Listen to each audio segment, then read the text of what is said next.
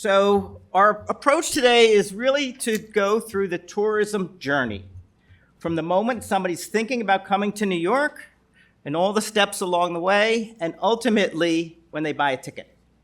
And that's what the presentations will be. So let us begin with the pre-arrival planning. And it is my thrill, my honor, my pleasure to introduce a friend, Seth Orozco from Sojern. Seth, come on up. So City Guy has been working with Sojern for a couple years. Many of you we know already work with Sojern, and they are, we believe, the best in the business. So with that, I'm going to let Seth tell his story and talk about how do you reach tourists at the very beginning when they're thinking about coming to New York and before they arrive.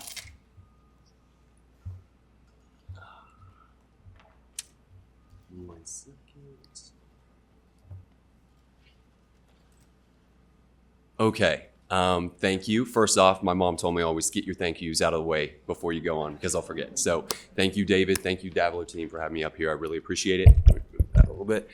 Second, thanks to the Summit team. It's great venue. Everyone loves it. You mess around anymore, you're going to have to host it every year. So thank you very much. And then thank you, lastly, to all of you guys for coming and listening to us today.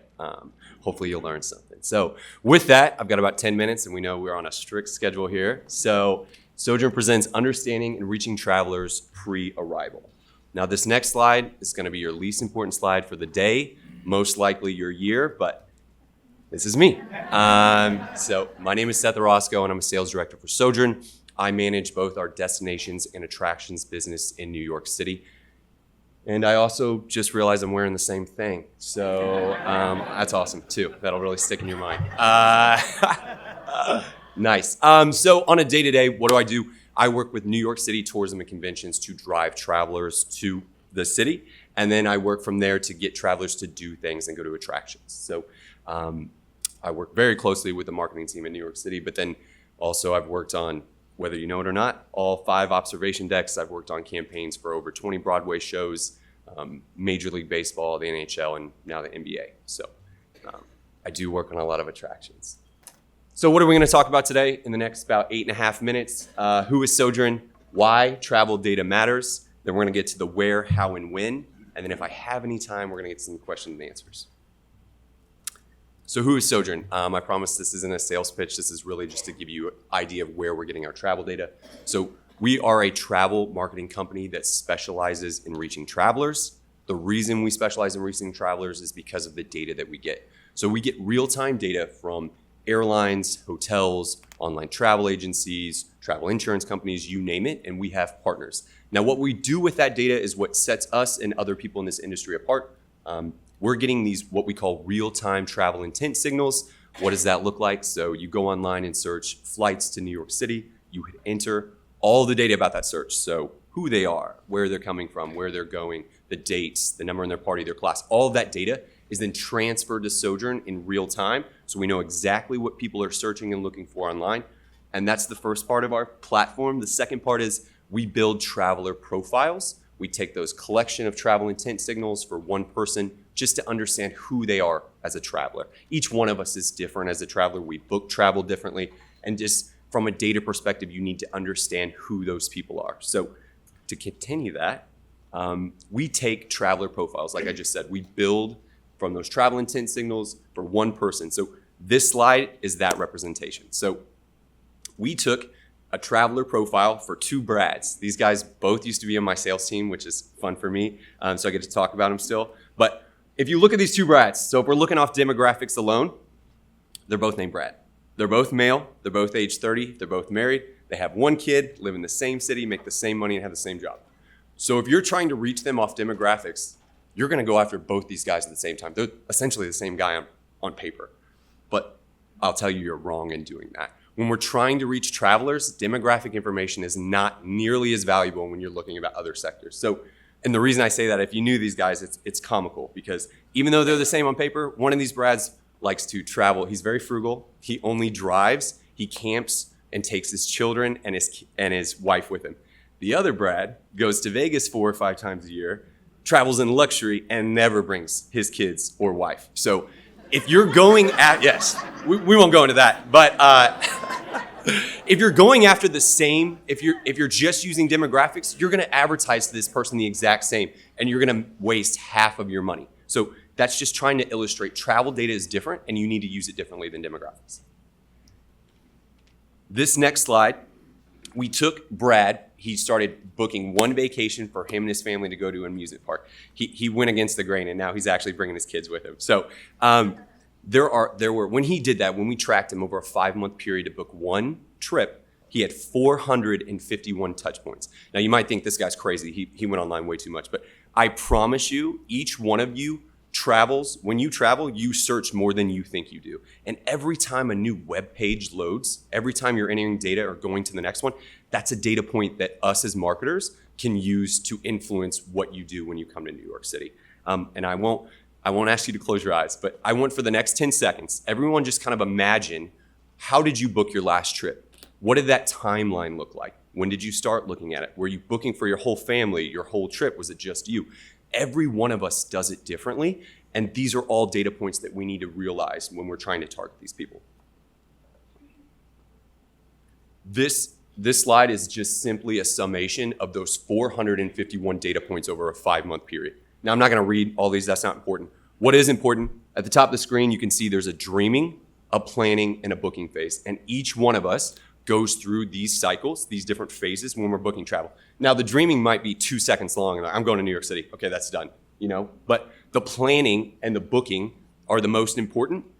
We all know the booking's most important for everyone in this room. But the problem is you can't just arrive at the booking and just have them buy a ticket. You have to be present all the time leading up until the time they actually book. And then when you can use real-time travel data, you can understand when they're going to be in the city. So let's say they're going to be here till January 15th. We no longer need to advertise that person on January 16th. It's a waste of money. So using real-time travel data, you can eliminate risk and get down to who you really need to reach at the right moments. Okay, so this is the where, how, and the when. So how do we use travel data to really target these people? So the where is not nearly as important as people think. Someone coming from Kansas City or San Diego or Toronto is the same. It doesn't matter. They're a confirmed traveler to New York City. So the thought here is put the widest net out there, capture as many people as possible, and then when you get a confirmed traveler, really hone in on them to come to your attraction. The how, so how do you use travel data?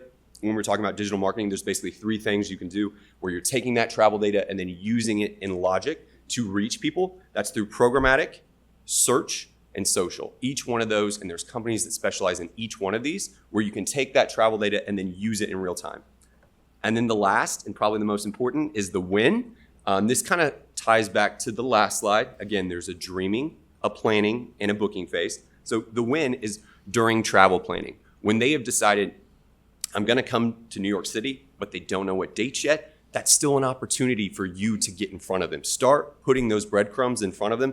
And then once they've confirmed their trip, now I know which dates I'm coming to New York City, it's this week, then you really need to hone in on that and start ramping up those impressions until the day that they're here.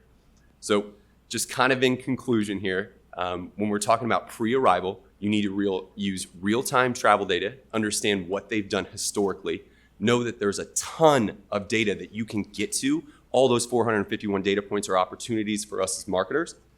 And then we kind of finished with the where, how, and when. So I think that's 10 minutes. I think we're underneath it. Okay, perfect. So we have enough time. That's all I have for you guys today. If you have any questions, I can take those now. Oh, yes, Vincent. We have Sojern, and again, this is just our perspective, but it's not necessarily about the number of data partners you had, it's more about the quality and the quantity of data that you're getting from them. Sojern has over 9,000 data partners that we use. Again, it's all real-time and global. Again, that's when you ask these companies, is it global data? Is it domestic data? Really hone in on who is your audience and if they have the right data on those people. Good? Yeah.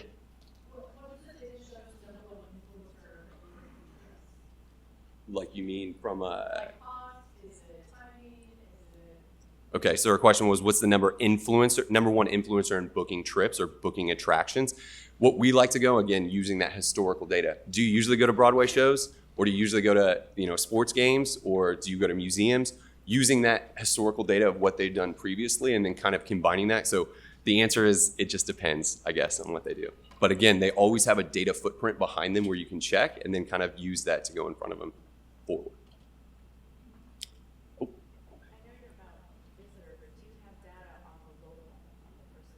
On who? I'm sorry? On the local market. Do you have data points for here already?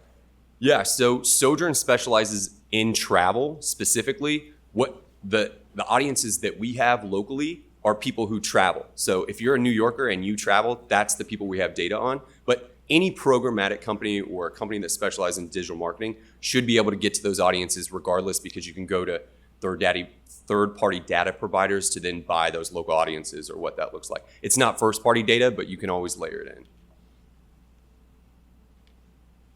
First. Are you able to forecast or share information on trends in tourism? Meaning, like, I've read before that things like cultural tourism or culinary tourism or certain kinds of tourism are really increasing. People really want to do these experiences. So when you look at your data points, are you seeing that people are booking more experiences in, culinary or cultural or et cetera? I'm just very curious about that. 100%. I work with New York City Tourism Conventions. They have all these different kind of affinity marketing opportunities or campaigns. And I work with a lot of DMOs around the country as well. I work with Brand USA and Destination DC, and they all have initiatives where foodies is a big thing right now, culture, and then the younger the age goes, the more experiences people want, more unique experiences, more local experiences. So we're seeing that trend too.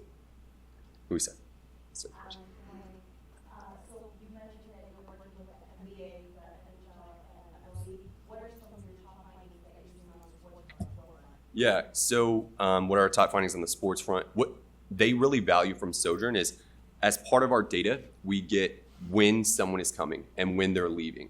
And I worked with 16 MLB teams over the last 2 years. The reason they value that so much is, if you're going to be here from this date to this date, but the home team, they're not there from this date to this date, why would I advertise to them? That's a wasted impression. You're getting in front of people that actually can't buy your ticket. That's why we can match it back to the dates they're going to be there and kind of match it with their schedule, and we're seeing a lot of success there. Okay, we're going to stay on I'm schedule. done. That was great.